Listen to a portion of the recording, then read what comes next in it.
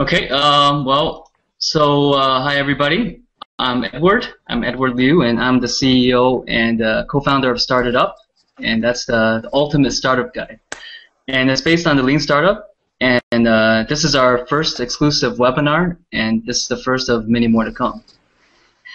And so today we have Ash Maurya. He's the legendary guru of Lean Startup, and he's here to do a Q&A session with us. So I believe that most of you know Ash through his running Lean book, and he's also running Spark 59. And the company he's running builds a collection of tools that help startups build a successful business. So in terms of this view with Lean Startup methodology, he believes that practice trumps theory, and that's actually the main reason why StartitUp, our guide, is heavily based on his teachings. And so yeah, I mean, I'll hand it off to you, Ash. Sure. Thanks a lot, Ed, and thanks for the opportunity to come and talk to your audience and community. So yeah, just by way of introduction, hopefully some of you have seen some of my work, but I usually like to just come out and say, first and foremost, I'm an entrepreneur. So I build products every day and I practice this stuff. So I very much live by the practice trumps theory mantra. So even though I got sucked into Lean Startup, got sucked into writing a book, I feel like the work is just really beginning, and there's so much stuff to still uncover, there's so much stuff to figure out, especially in the realm of turning this into a more practicable science. So there's stuff that I'm constantly working on every single day, and you'll see more of that coming out just through blogs and conversations like this. So it's always great to talk to fellow entrepreneurs. So with that, Ed, we can just start and jump right into the questions. Okay. Sure. So the first one up is, how about you go first, Paul? So so introduce yourself, your name, where you're from, what you're doing, and your question. Okay. So thank you very much for the opportunity. It's a pleasure to be here. My name is Paul Wozniak. I'm a computer science student at the University of Kent in England. I work part-time for Cisco Systems, and next year I'll be in San Francisco as part of the Silicon Valley internship program. And my question is about what is your advice in terms of approaching MVPs that are hardware-based? Sure, and that's a great question. And you always hear that it's so much easier to do MVPs with software, but it's hard to do them with hardware. So you probably know some of this, but I'm just going to recount it for everyone, and that is that Lean did come very much from the hardware world. So the original Lean manufacturing goes back to Toyota and all the work from there.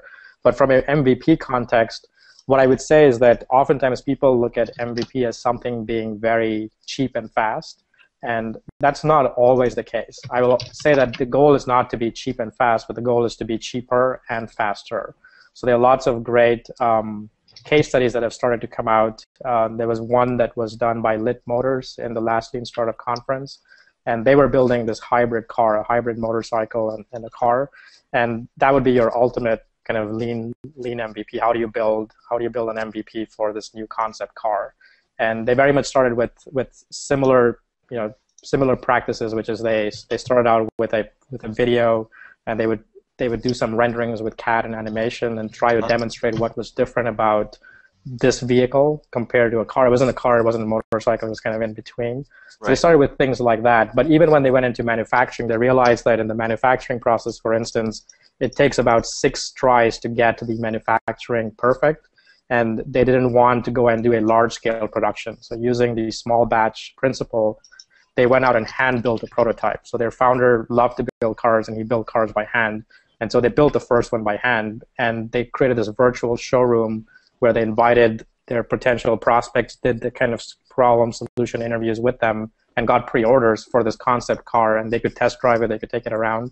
But that's how they got started. So I share that story because oftentimes we get kind of crippled by saying, I have to go and raise a lot of investment, I have to go build this infrastructure to manufacture things at scale.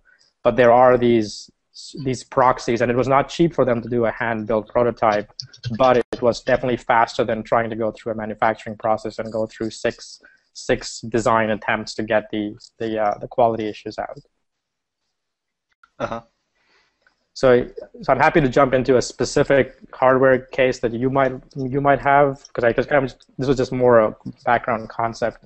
But there are, the reason I share that is that there are kind of ways of distilling down even physical prototypes into something that the customer can visualize and be able to interact or accept. Mm-hmm. So I don't know how much time we have. It's okay. Just go on. If Ash. Okay. So as part of we are a group of four students, and as part of the final year project, we sort of built like a dosette box for medicine that we've connected through like very much off-the-shelf components like Arduinos to the internet. So when a patient takes the medication out of the pillbox, we can detect that. Okay. Of course, it's put together using Sugru, and it's very much in a raw form. It's got wires all over the place. Yeah. So I was wondering, like, at which point well, it's like feasible to take it to the market. Right. Yeah. And the reason I asked about your specific examples, I wanted to get a flavor of what the value proposition would be. So again, if you look at Kickstarter, a lot of what they do are physical products as well, and people invest in building a demo and sometimes even a sketch. It doesn't have to be a functioning prototype. So I wouldn't go to a patient and say you're going to use this device with wires sticking out of it.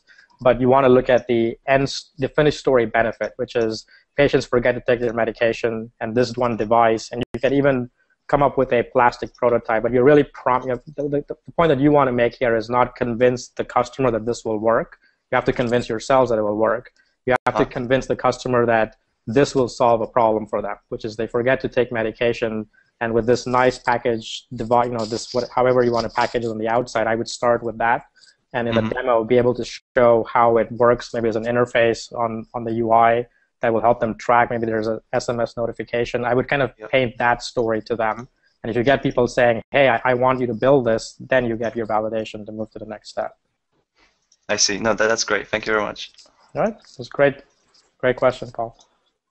Cheers. Okay. So Paul, I'm going to rotate you out of the room, and the next up is Timo. Okay? Okay. Thanks, Ed. Thank you, Ash. Sure. Right. All right, Timo, are you on?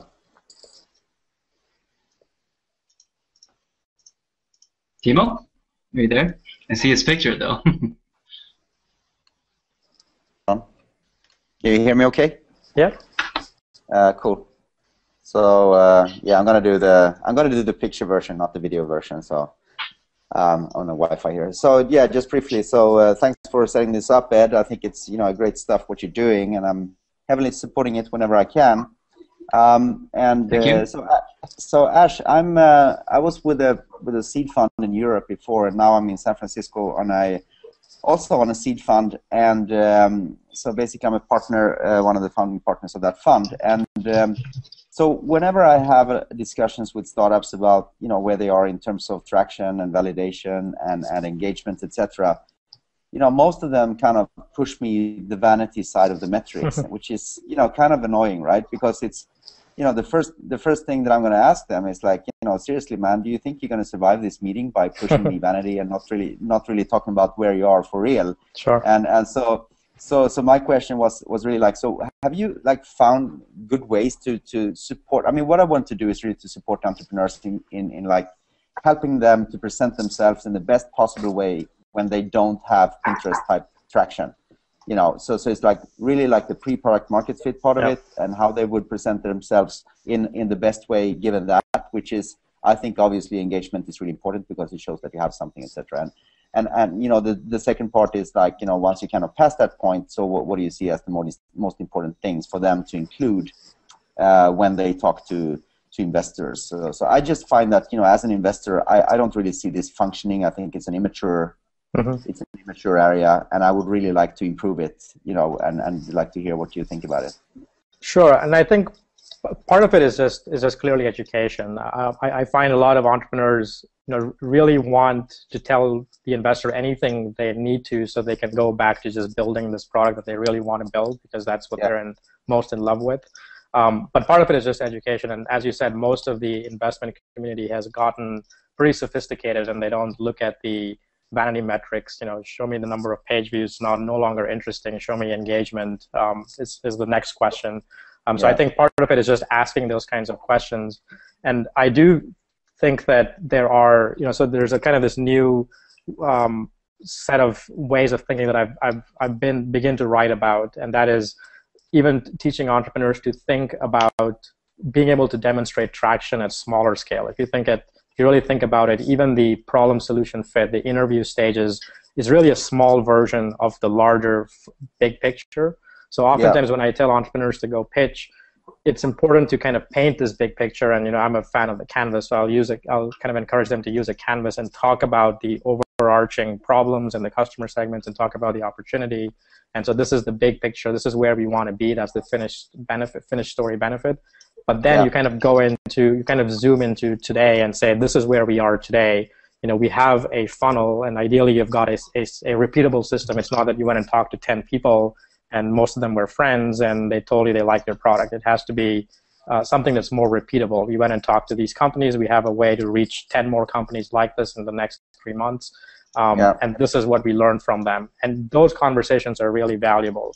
So for entrepreneurs, I usually say it's much better to get rid of that success theater kind of theatrics and really just get down to having big visions, but then talking about what you're doing to systematically test those visions and share the numbers openly, because chances are that the person on the other side of the table wants to see you succeed and might actually even help you with some insights that help you go and run that next experiment where you either pivot to a different segment or you try a different problem statement and you get that kind of next bump. So we're often cursed by the things we don't know that we don't really know. And so that's why I'm also a big fan of having those conversations with potential investors, with potential advisors, and being as transparent as possible about what's working and what's not, because that's where those insights come from. So exactly, hopefully I think, yeah, absolutely, it really helps. And I think to get to that transparency level of dialogue, I think requires them to stop selling and actually and where they are. Right, and that's one. So that's kind of the new line of thinking that I've been trying to instill, is that much like we say, don't blindly pitch customers, because customers too will just tune off and not buy your product. You want to instead share. You basically want to share an offer with them, but then learn about how well it's received, what's working, what's not working, do price testing, all those kinds of things. The same parallel can be drawn with investors and advisors. You don't want to go out there and shove a pitch down their throat. You rather want to have this conversation. So it has to be interesting. Like any marketing piece of message, it has to hit the right buttons. It has to create interest. You have to be talking to the right audience. If you try to pitch an iPhone app to a biotech investor, that's not going to probably be of interest. So you have to figure all that stuff out, but then really have a conversation with them. And if investors raise those objections, try to get to the heart of it. And sometimes there are some real reasons why they're asking those questions. Yeah, and I think especially in seed stage, this is like the core of the matter. I mean, this is the discussion to have, because market sizing and all of that, you can talk about that any day. But I mean, if the thing doesn't really fly, I think that's kind of the seed dilemma. And yeah, okay, cool. So and also on like cohort level, in terms of iterating the product and that, do you think that even to go to that level of dialogue would be constructive, or what have you seen work? Right, so absolutely, and that's what I mean by it. There's definitely a round of education, and so I've also been spending some time with some products that I'm building, and one of the models that we are big proponents of are Dave McClure's startup metrics. So it creates this, there's lots of, and that's the other thing, is that people show you all kinds of, hundreds of numbers that will support their cause, but they might miss the macro. Like, I've got so many page views, I've got so many people coming back every day, but by the way, no one's buying anything, right? So why don't you start with that first? So it's important to see the full picture. So I'm a big fan of looking at the startup metrics kind of as a baseline of how your product is doing.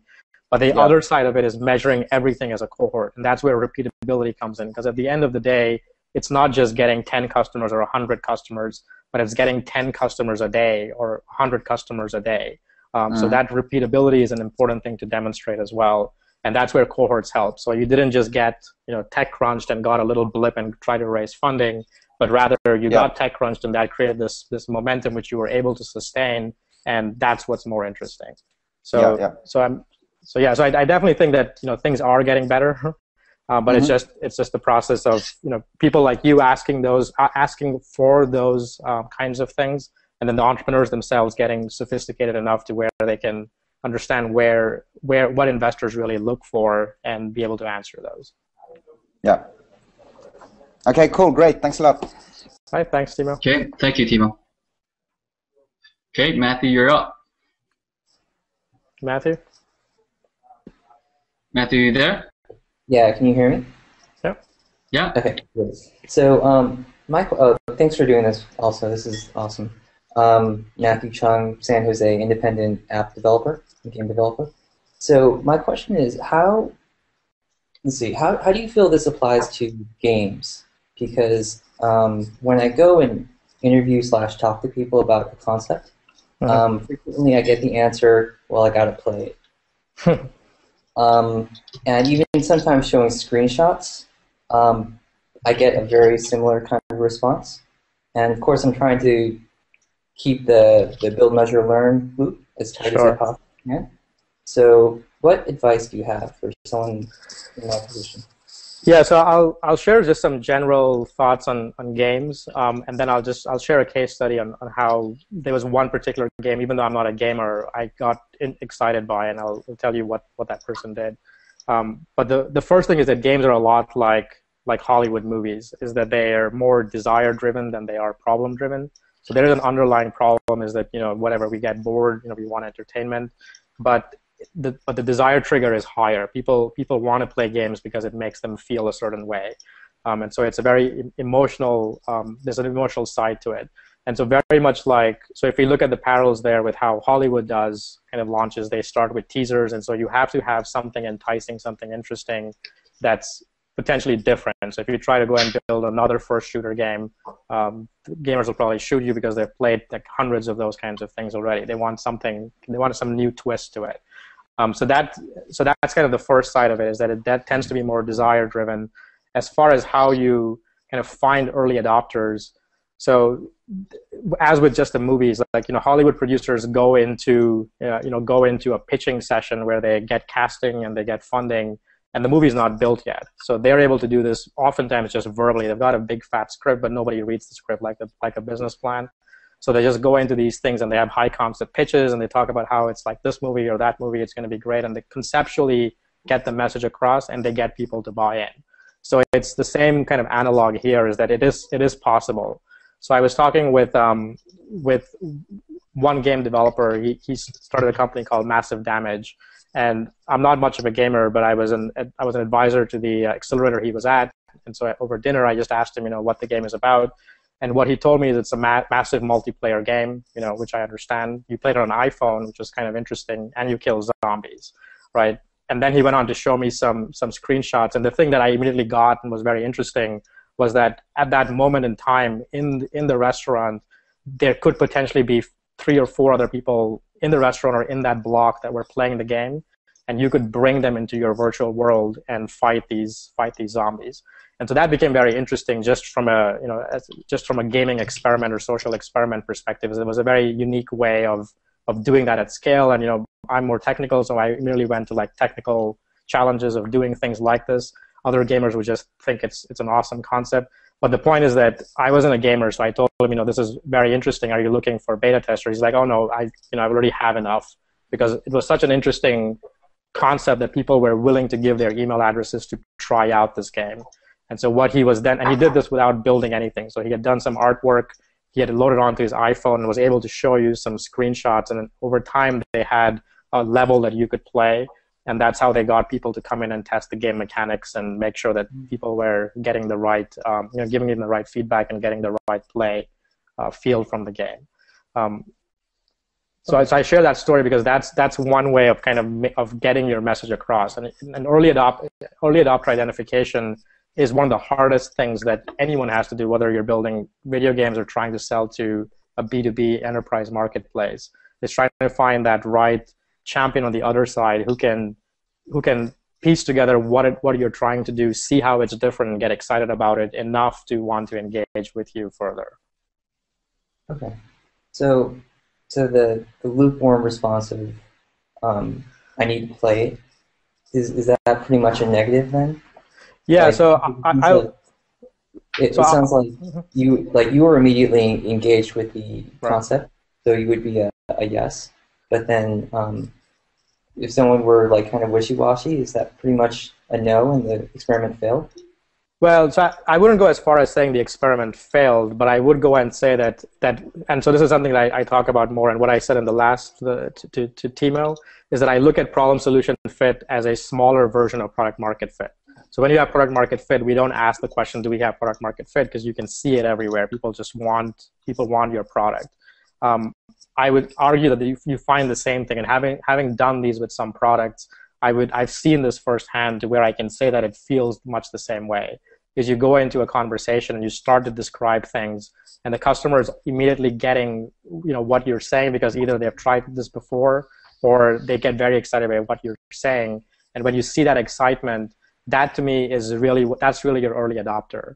Until then, the lukewarm response doesn't mean the experiment failed, but it could be that either you didn't have a right compelling value proposition, like you didn't describe it well enough, or you were targeting someone who was a wrong kind of a gamer. So again, trying to find somebody, if you're trying to get somebody to play a zombie apocalypse game when they're not into that, they're more into board games or something, is an example of having the wrong customer segment. So I would so more importantly, I would revisit why you got that lukewarm response and try to see if you can uncover patterns, or even ask them, what they don't find compelling in there at the end. You have nothing to lose, and it might uncover some insight that if you fix it, it may change the reactions you get. Okay, great. Great. Well, thank you very much. Sure. Thanks. Okay, thank you, Matthew. So next one up, how about you, Gerald? You want to go? Thanks. Hey, Gerald. Are you on mute? I don't think we can hear you.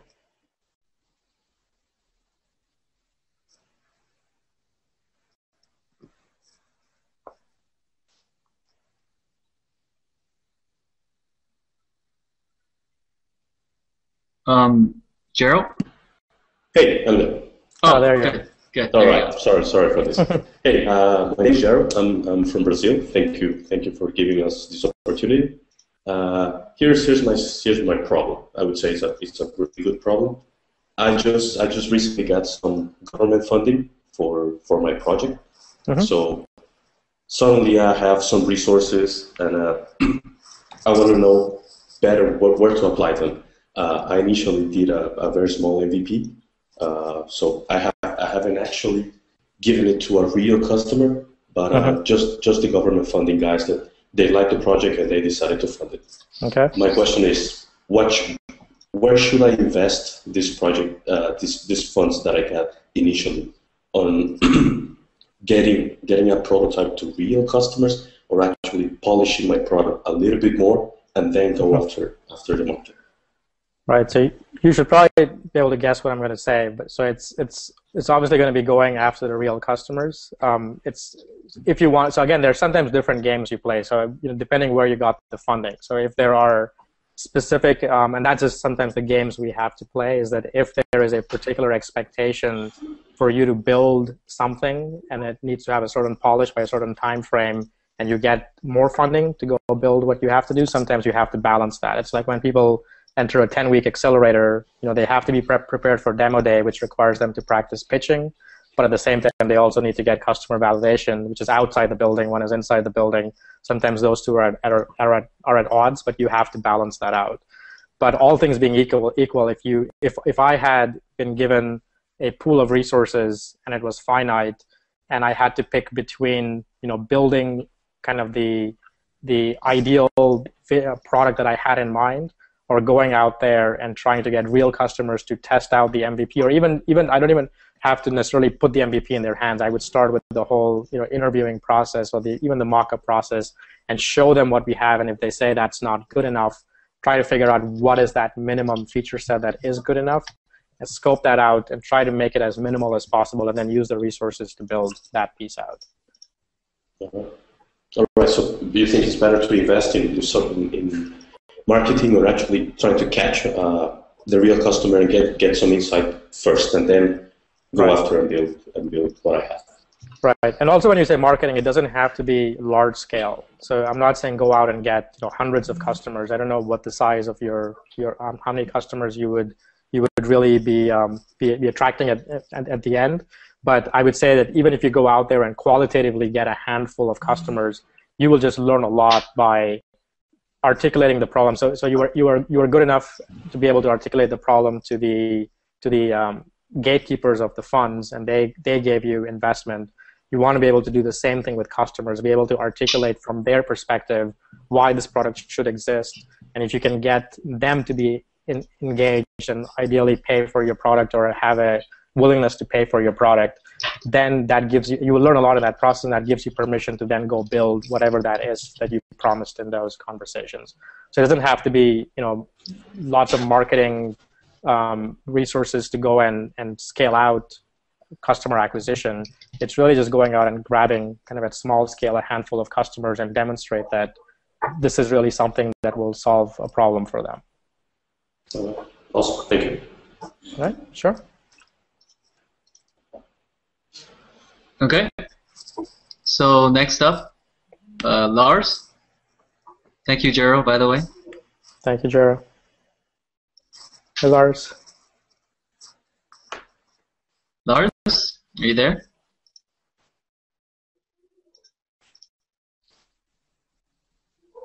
Am I still muted?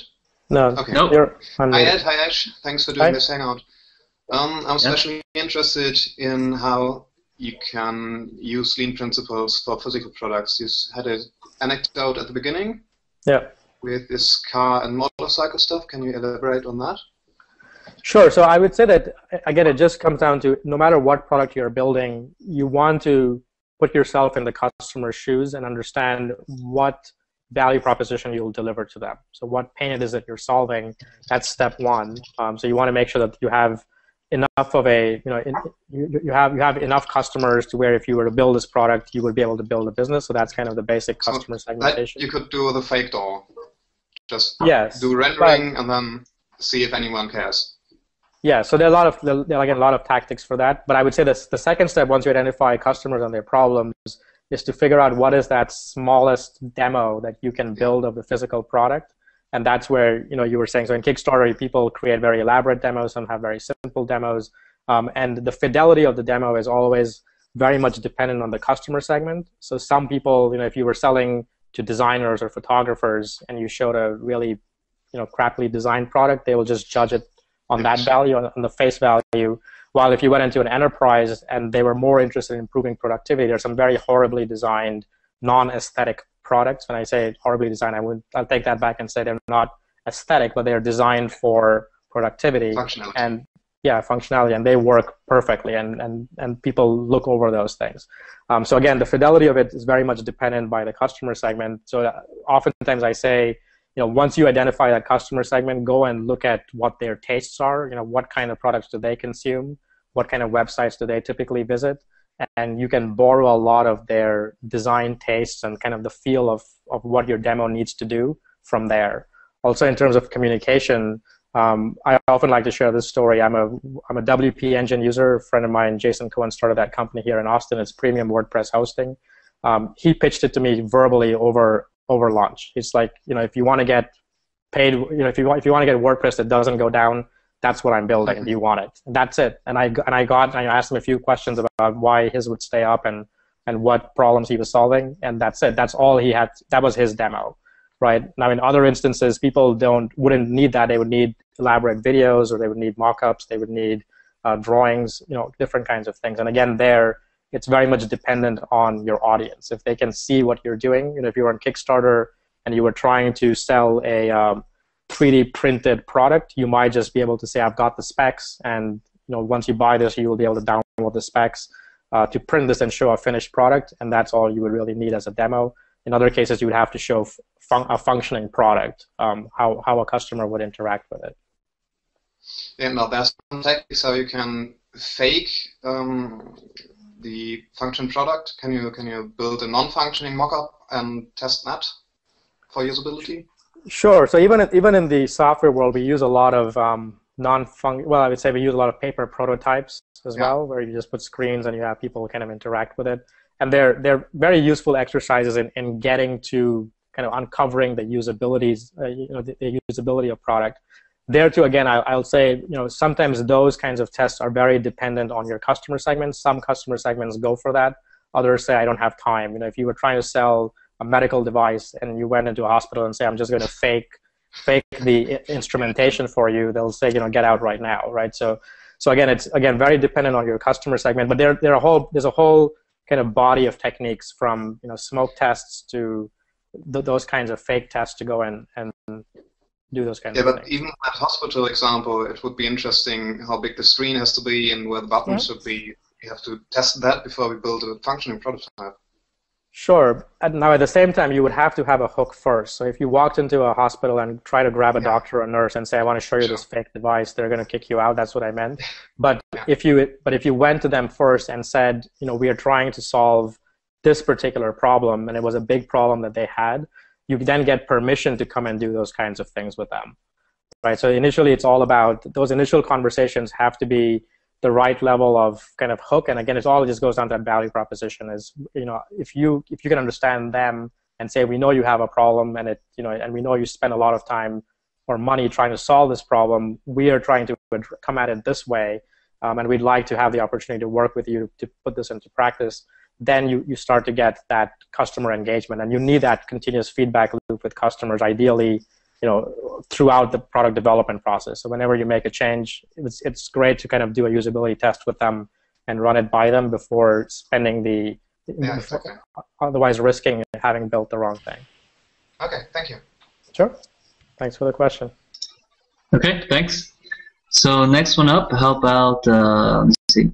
How about you go, Nicholas? Hi, Nicholas. Okay, hi Ash. I'm Nicolas. I'm French, and so excuse me for my Franglish accent. I'm a software developer and also an agile coach, so I'm very familiar with the lean startup approach and so on. I launched my first MVP last week with a first landing page with my UVP. I collected a lot of registrations. But I feel like that the people who registered were more liked the approach than the product itself. So I wonder what could be my next move, my next MVP, a survey, a questionnaire, or so. What? Sure, and so maybe I'll go a step back and say, why do you feel that way? So was it that you're, Because since I'm a software developer, since a long time, I wanted to build a product, and I think it's common in the software developer community. So I think I just made a small tweet for the official launch of my MVP, and so my followers I think my followers were mainly software developers too, or agile coach. So I think my community, since my project aims to target this community, but I don't know if it's the right product for them, or if they like it or not. I don't know. Or they're just being friendly and supportive. Maybe, I don't know. Just curious. Oh, my son just popped in. Sure. Yeah, no worries. No worries. So I guess with that, what I was going to say is that as with any one of those with any one of those interviews in the lean context, we want to measure what customers actually do, not what they say they do. So it's very good that people, so you've actually measured that people went to your website, and that maybe is a good channel test. Is you told people go to my landing page and put in your email address, and they did that. I would say the next step is trying to raise the friction up a little bit, so make them do something more pressing, which, when you said surveys, I would much rather try to turn it into some Skype conversations. So email a few people, like email 10 of them, and say that, I'm building this product out, and thanks for giving me your email address, but I would like to have a short conversation, 20-minute, 30-minute conversation with you, so I can show you some screenshots. I know whatever you're ready to share with them. But I would try to turn it into a conversation, and that becomes that next level of test. Is that if they were just being polite and gave you their email address but wouldn't have the time to get on a call, then maybe it was just that they were being kind of supportive, but they really didn't have that need. And when they get on the call, you can test a lot of other assumptions about whether it's the right fit for them. So to me, conversation is usually the fastest way to learn. So rather than running another survey and getting 20, 30 responses, which you then tabulate, and sometimes at such a small scale, it may or may not tell you anything. You much rather, if you go and run 10 interviews, I guarantee you'll learn something about whether they want what you're doing or they don't. Yeah, sure. Thank you. I also made some. I think I have to make some presentation. Public presentation to show what the approach is, and maybe it will bring some conversation in, and I will feel some how the public react and so on. So thank you. Yeah, I think it's a good approach. Thank you. Absolutely. Welcome. Bye. Bye. Thanks, Nicholas. Cool. Next one up, Sebastian. Hello, Sebastian. Yes, you hear me? Yep. Yeah, okay. We hear you. Hi, thanks for the meeting. I'm a software developer too. I work for medical. I develop software for medical, and actually work on a new product for mobile emergency service. I think you answered my first question, so I use my second question. Okay. What is your advice to make a good deal with partner?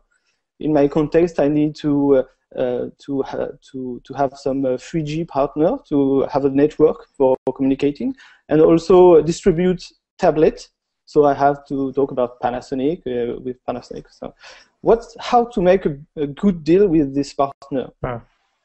Sure. So I would I'll again give kind of so without knowing what stage you are, I would almost say that much like the conversation we had earlier with the kind of investors and what they look for, similarly partners look for similar things, and that is traction. So if you go to a partner and say, I've got a product that is just selling off the shelf, I would like to partner with you. They want to be, they obviously would want to partner with winners because it helps them offer their services, and it helps them get a return on their investment in partnering up with you. Now, if you go there too early, you sometimes get the polite no, which is, this is really very interesting, but come back when you have like more numbers, or you've got this deal with this hospital or vendor or whatever. Other times they are kind of more blanket certifications, like the Microsoft certification partner, right? So anyone can go through a few classes and get something like that. So it helps to put Microsoft's logo on your stuff, but Microsoft doesn't help sell you anything, or doesn't help you, like their salespeople don't help sell your product. So I would say it kind of varies depending on how you need the partner. Oftentimes what I see a lot of entrepreneurs go through is when they prematurely try to go and pursue partnerships when they don't yet have a proven product, it ends up creating a lot of waste, because even though they might succeed in getting a partner to say, yes, we'll do something with you, the level of engagement is very, very minimal. And so if you're looking for them to do marketing for you, or if you're looking for their salespeople to sell your product, salespeople work off of a quota. So at the end of the month, if they've got this new startup product, or they've got these 9 other products that they know how to sell, guess which one they're going to pick. They're going to go out there in the last 10 days, try to sell the products that have always sold, and not try something risky. So there's a lot of those kind of realities of the ground that you kind of face into. So I almost say that in the earlier days, you want to build relationships with your partners, and even try to find early adopter partners, so that it is possible, those that kind of believe in your big vision and are willing to engage with you. But I wouldn't rest all my I wouldn't put all my eggs in one basket and rest my success just on that critical partnership, because their involvement is only going to come in when you can show that your product works, there's traction behind it. So it's almost like what you hear kind of in life is that in the beginning you have to try to build, you have to try to go as far as you can on your own. And once you reach a certain tipping point, people come in and they're more than willing to help you, but there is also an incentive or some kind of a selfish interest there, because they want to help you because they now understand the value proposition that you can offer them as well. Okay. Thank you. It's a good answer, I think. Yeah. Okay. Thanks. Sure. Thank you. Okay. Yogi, you ready? Yeah. Yes, sir. Okay, Yogi. Hi. How are you? Doing well. How are you? Very well, thanks. Just want to say thank you for doing this, for doing the webinar, and thank you guys over at StartitUp for putting everything together and for all your services. So just very, very basic question. I probably get it a lot too. What would you recommend? I know I hear a lot of people now reading blogs. People are saying that it makes more sense to learn programming applications like newer languages to develop your own products rather than rely on a technical co-founder. Just in your experience, what do you think would be the best approach for someone who has multiple projects, multiple, across industries, multiple target markets, with very minimal technical background myself? Would it make sense to look into programming languages, or stick with looking into technical co-founders, or just multiple people to work with? Sure. So there's a number of kind of things baked in there. I guess the first thing I would say is that the most important thing really is speed. So the reason that you want to learn kind of those different skill sets and not have to rely on, and so you were talking about a co-founder, but sometimes people would go and rely on an outsourced firm to do those kinds of things. And those relationships can work as well for an initial MVP, as long as there's this understanding of speed. So speed is the most important thing. And so what I found is that I started out, again, being a technical founder. I went to school for engineering, but I taught myself just enough marketing, just enough copywriting, just enough HTML, CSS along the way that I can put together some landing pages very quickly and slap them in a matter of hours and test any idea that I want to. Having that power is a great thing to have, because you can do those kinds of experiments very quickly without having to rely on a designer or a technical founder or any of those kinds of things. Now, to answer your question about learning programming, so what I talked about was more marketing than it was coding. I would say that there's a lot of merits in learning how to code or appreciate kind of what goes into coding when you actually get into the build phase. But in the front end of most projects, I run this boot camp, and one of the things that I institute is a no coding rule, because we get a lot of technical folks that come in there that want to just build their MVP and want to build a flashy MVP the whole time they're there without going outside the building and talking to customers, validating the problems behind it. So we institute a no coding rule, because you can go and do a lot of those kinds of things without building anything.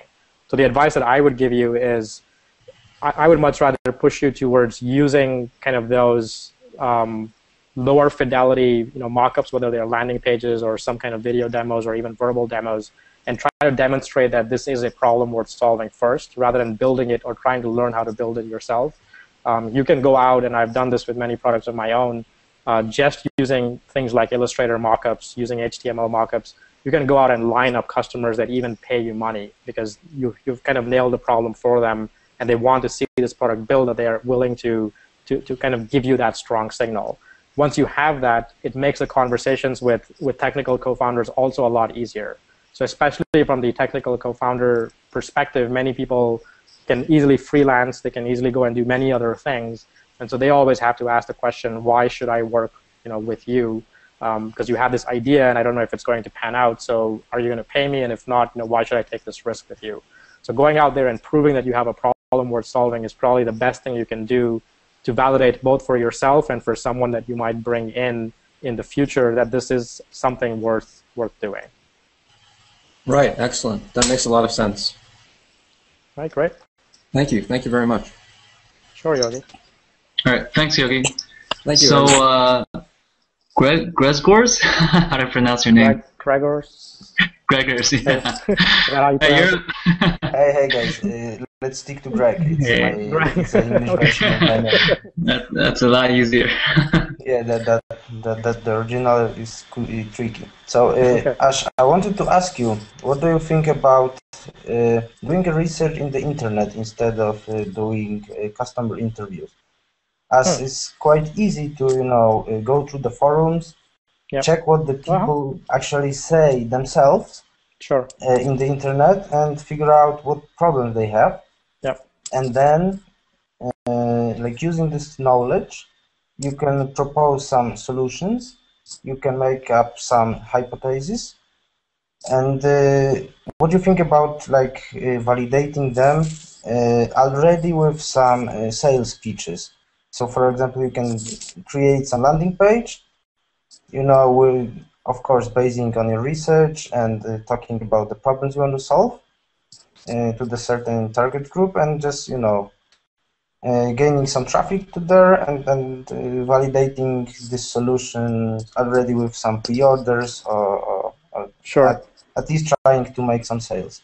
Sure. Well, it looks to me like you're someone who doesn't want to go outside the building. I'm just kidding, but but it's very valid. And so the point that I'll make there is that I draw this distinction between customer research and customer interviews. So customer research is really an observation technique. So whether you go on forums or you actually go into the mall, you go into a store, and you just go and you kind of observe what customers are already doing. And anytime you can go and watch them in their natural habitat, like fish, you will learn a lot, and you will kind of begin to formulate those hypotheses, right? So that's a technique I should say that you should almost go out. It's that immersive environment where you just put yourself in the customer's shoes and try to understand problems from their perspective. So forums are great places for that. Communities are great places for that. Now, once you formulate a set of hypotheses, you do have to validate them, and that's really where customer interviews come in. So, and there too, you can do two things. So depending on if you've got a channel to reach customers at enough scales, so maybe you can go and get some cheap AdWord type testing or Facebook type testing, then you can jump right to the offer. But otherwise, you sometimes take this intermediate step. So the intermediate step would be, let me now go and approach these customers and interview them and test if my hypotheses are correct. So let me talk about these problems. I heard about them on the forum, but let me get more detail, because sometimes the forums can say, Photoshop sucks, but it doesn't tell you anything about why and what would be better.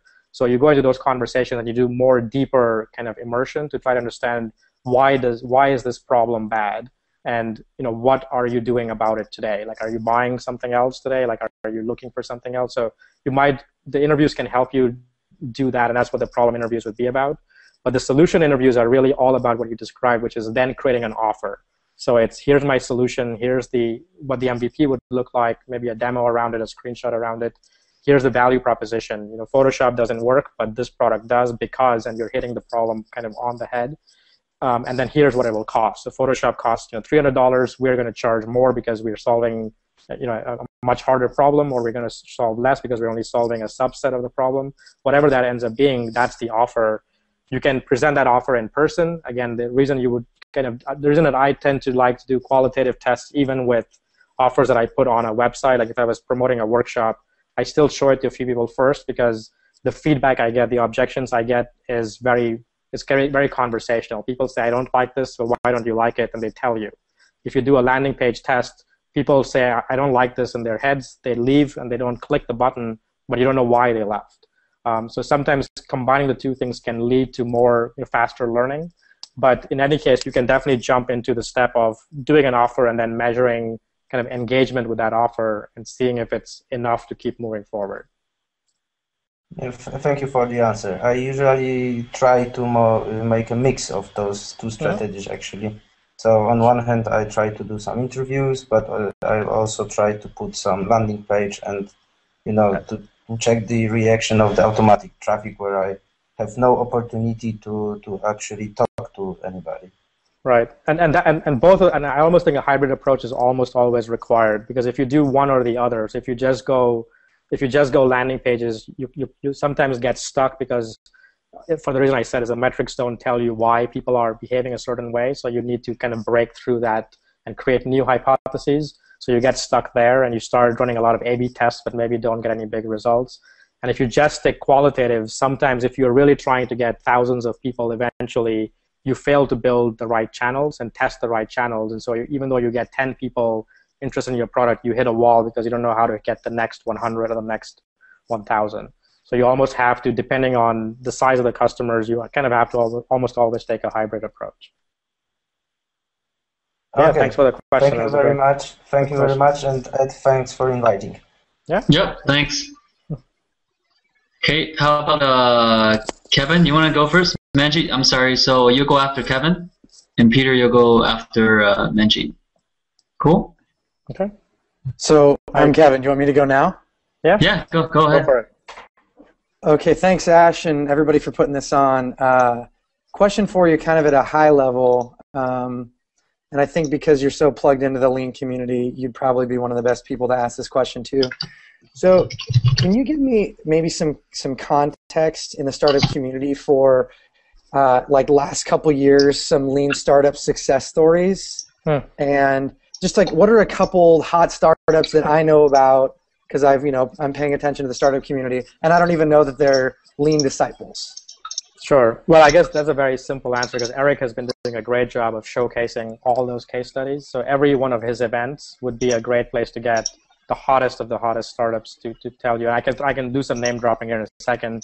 But I would say if you go to leanstartup.co, between that and their South by Southwest events, they invite a lot of startups as well as big companies. So in the big company realm, you get people like Intuit and GE that have come in and done a lot of work with the Lean startup. In the startup world, Dropbox has done case studies with them, Groupon, Airbnb. So those are probably some big enough names to kind of drop out there. But I would almost just say that so there's a lot of stuff you can learn by kind of watching those case studies and how those companies got started. But oftentimes I say that the harder work is really the problem solution fit stage, which is where most people at the early stage of starting up is really that kind of more qualitative, more kind of risky, unknown terrain. So those are the stories that I really kind of encourage more, and I think most people here are also in that stage. Those are the stories you should really be paying attention to. And sometimes you get it from like the way Dropbox started as a great kind of case study and kind of a demo and a smoke test to getting into Y Combinator. So there are some good case studies there. But when you look at the bigger company stories, they're good for like enterprise use cases. So you have to just kind of pick and choose which case studies, but there's no shortage of them. There are lots and lots to look at. Thank you. Appreciate it. Sure. All right. Thanks. Manjeet, are you there? You've been coming in and out. Be a bad connection. Can you hear us, Manjeet? Well, I see his picture, but. Yeah. Okay. How about this? How about Peter? How about you go first? Okay. Yep. Hi. Let's go. Can you hear me? Yeah. Can hear you. Okay. Hi, Ash and Ed. Thanks for the opportunity. I'm Peter, a software developer, and now we are with our startup in Czech Accelerator, Startup Yard. Okay. In Prague. And we are building sites where parents. Yeah, in Prague. And we are building sites where parents can meet babysitters. And my question is about monetization model. Because all the services in the world monetize by subscription for the parents, and we would like to find something better where we don't need to charge the parents upfront. What would be the best monetization model for you personally? Right. So when you say better, why? Maybe I'll get into the why. Like why something better? Like what is the problem with charging people money? Yeah. If I have to pay something up front, a lot of people don't want to pay. Yeah, they want to have pay after the service. Okay, but have you tested that? After babysitting. Oh, after. Okay, and so again, so it's just one of those things where I would say that testing is of course very very important. That sometimes we tend to over-engineer and come up with reasons for not doing something, and maybe just because we want to be different. But your customers don't really care. I mean, I've been in situations where customers have wanted to buy something because they feel like they're getting some value and it just doesn't feel right, or it's just not normal. Like there's some catch here. You're going to trick them somehow. So for a lot of those reasons, I would almost say like with the babysitting service, like I would try to maybe pick your brain on what alternative models you have, but I almost think that the existing alternatives today is very much a paid model. So I find a babysitter, I get them once they've delivered the service, their service is rendered, and I would pay for that service. But maybe I'm misunderstanding. Like, are you saying that you wouldn't charge up front and you would charge them later, or you would charge somebody else altogether? So maybe I'll frame commission from the. Okay, but maybe I'll frame it differently. Is the parent going to be the customer, or are you looking to make? Yeah, the parent is going to be the customer. Okay, but you're just looking for a non-subscription based way to charge them. Exactly. Okay. And these babysitters are you doing a matchmaking service, or are they babysitters that you hire? No, they just will register to the website. Okay. Well, I mean, so again, like with those kind of things, what I would say is to go and look at analogs, go and look at what other businesses do. And so what you're really trying to do is, in a way, create a marketplace. And so there is, there is really a kind of a commission model, and there's a whole, and typically if you look at the way we buy products is, eBay makes money when the transaction happens. And I think is that what you're trying to mirror, is really delay the charging till after, or do it? Well, because again, it all depends on how much you want to do with kind of, and this kind of goes more into the realm of like business model innovation, or in this case, pricing innovation. So just like Uber kind of disrupted the way we pay for taxi service. So before you would go into a taxi and you would have to have money and you'd have to have your card and you do those kinds of things. Now you just pay with a phone. You walk in, walk out. So one can conceivably think that something similar can be adopted here. So you just have to study different models. And the way that model works is that every babysitter that's in your platform has an iPhone app that is wired kind of to you. The parents are wired to you, and you handle kind of payments after the fact, after the services are rendered. And then you just take a commission off of it. So it's an Uber-style model. There's no money that's ever exchanged physically. Just when the babysitter checks in and when they check out, you kind of bill for those services and you're done. So I mean, but I would again want to test that. Like Uber went through a lot of work to build this whole infrastructure to make this experience matter. But the experience itself is not going to be worth anything unless the customers really appreciate it. So it's the same point here, is that if there truly is evidence that parents don't want to pay for babysitters up front, and I would want to understand why. Like, are they afraid that there's risk that this babysitter wouldn't work out, that they would be unhappy? Like, what are those things? Can you mitigate them with other things instead of changing the pricing model? They may be easier to do. But if you can't, and you want to kind of rest them, maybe you give them a few babysitting. The first one is free, or there are many different ways. But without understanding kind of the root cause of the change, it's hard to just formulate solutions. Yeah, sure. Okay, awesome. Thank you. Okay, sure. All right. So I guess Manjeet told me that he is having some connection problems. So I guess I'll just ask his problem for him. Okay. Okay, so his problem is how does Lean development relate to Scrum methodology?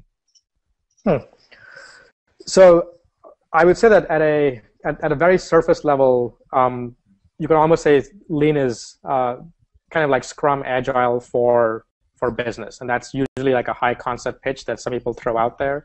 And so I would say the common elements there is that there's this iterative notion of building and of learning along the way. I would say where things differ from Agile and Scrum is that up until now, the measure of progress has really been the ability to deliver a working product. But what we have found is that building a product alone is often not enough. So the biggest risk is not being able to deliver a feature-perfect product, but being able to deliver a feature-complete product that customers will use and customers will ideally pay for. And that's where Lean kind of enters in. So it goes a little more cross-disciplinary. It doesn't just focus on the build side of the equation, but also looks at how you would market that product, how you would design that product, and then once it's out there, how would you measure that customers are actually using that product in the way that you had envisioned? So that might be kind of the short kind of answer and the distinction between the two. Okay, well, I guess he still couldn't get connected. So how about you go next, Abe? Hi, Ed. Are you on mute? Let me. Abe, can't hear you. Okay. Can you hear me? Hey. Yes, now we can. Yeah, okay. Cool. Hi, guys. Thanks for doing this. So my name is Abe. I'm a co-founder of Works.io. It's a career tool for fine artists. I'm from Vancouver, Canada, but I'm currently in Prague in the accelerator program. So my question is, what kind of challenges can I expect when doing a freemium SaaS product that we also want to build as a marketplace? Is it a good idea to try to do these two different business models, or should I just try to focus on one? Right, so it is possible to kind of mix up models, and you see some services out there that kind of do these hybrid approaches, so there are different sides of the customer segments, each on a different business model. But I would definitely recommend starting with one of them, and often it's the first one that you need to go build.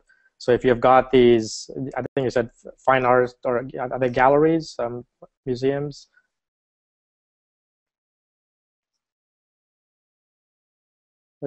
Don't know if you're still on mute or if you're having sound issues, but I guess with that, my point with that is that I would start with kind of what's needed for the second one. So if you can build a marketplace until you've got enough fine art to actually be able to sell, then I would really just focus on that business model first.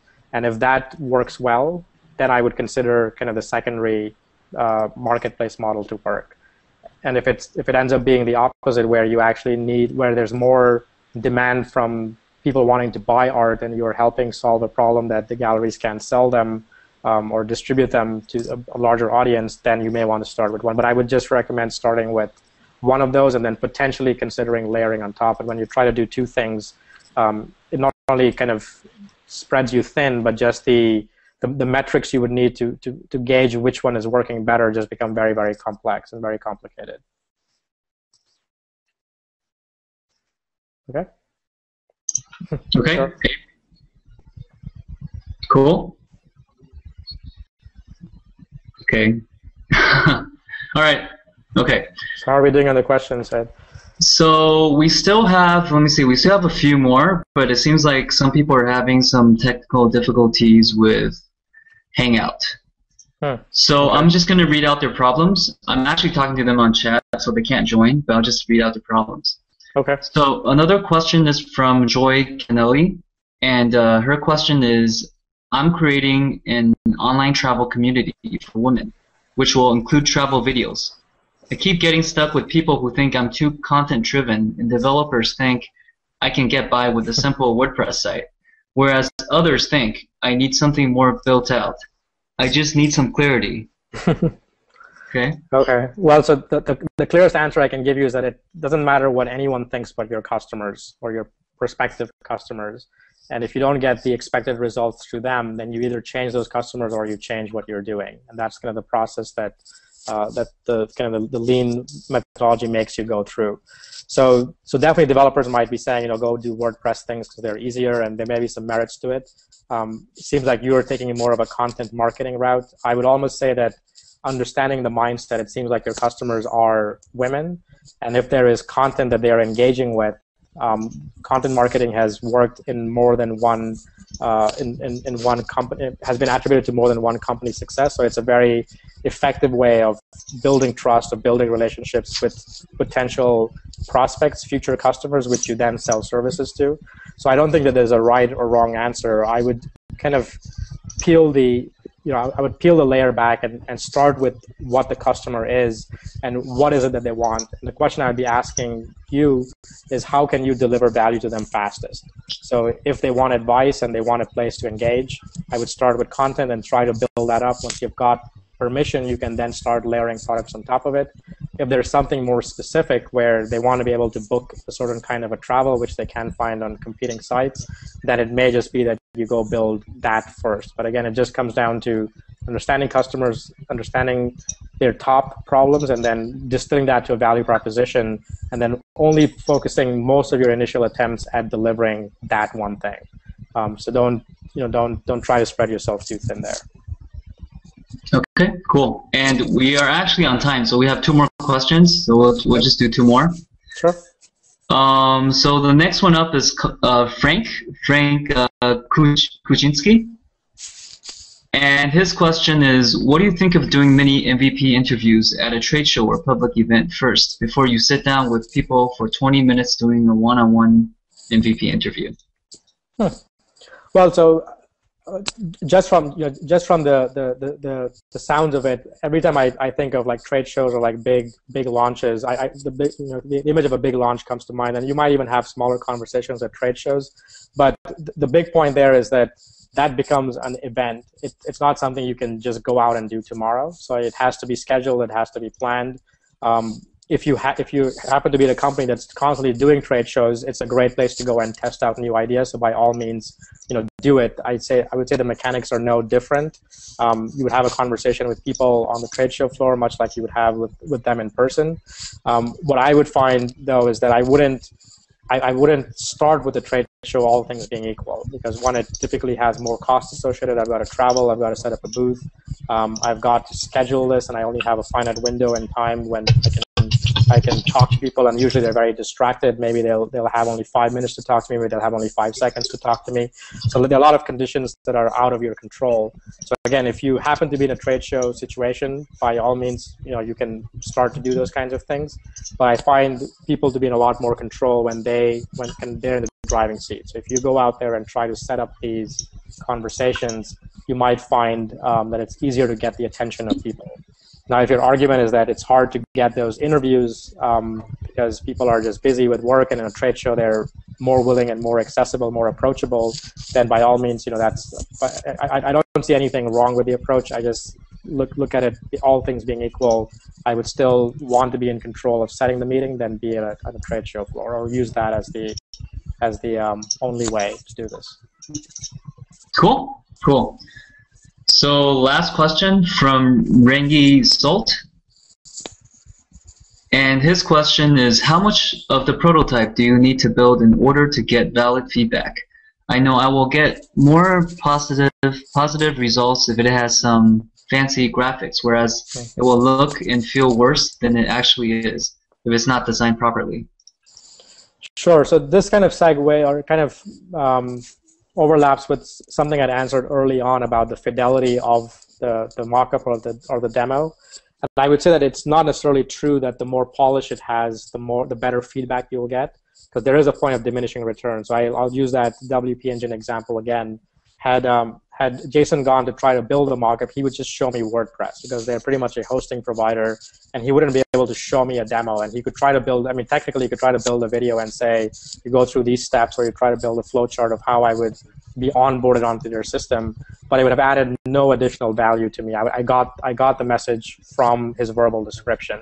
So I would almost say that the fidelity of the demo that you're building is very much dependent on your customer segment. So the level of polish, so some of the things I answered already is that understand your customer segment, understand their tastes and their existing alternatives, and from there figure out what level of a demo you need. So does it need to be a verbal mock-up? Does it need to be a sketch? Does it need to be a video? And at the same time, what design aesthetic does it need to have? So again, if you're a photographer or a designer, you may have a higher standard.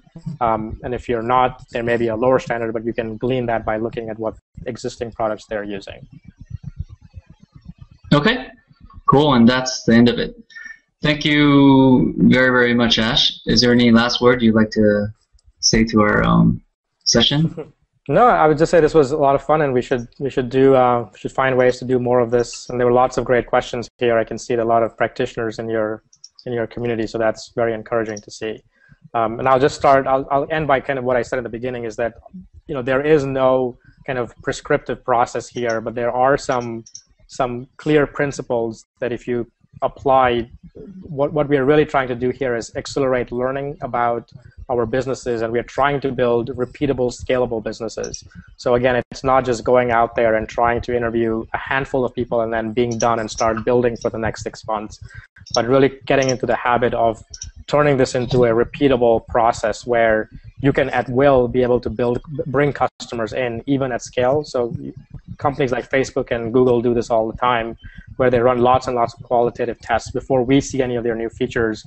They use them internally. They get people to use them at various levels of scale, and only when it passes those early tests do they go out. So that's a very key point. Many people look for reasons not to get outside the building, look for reasons to stop doing it after a certain point. And so I hate to burst your bubble and say that's really the secret of all of this, is if you can create this continuous feedback loop with customers, then the learning just keeps coming, because even beyond the MVP, the process repeats itself over and over and over again. Okay, awesome.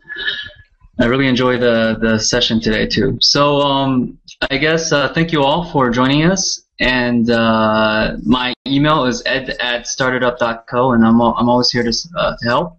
And Ash, if you don't mind me giving them your email. Sure, it's Ash. Yeah, it's in my book as well. It's ash@spark59.com. So I'm pretty easy to find. You can drop me a note. Pretty accessible.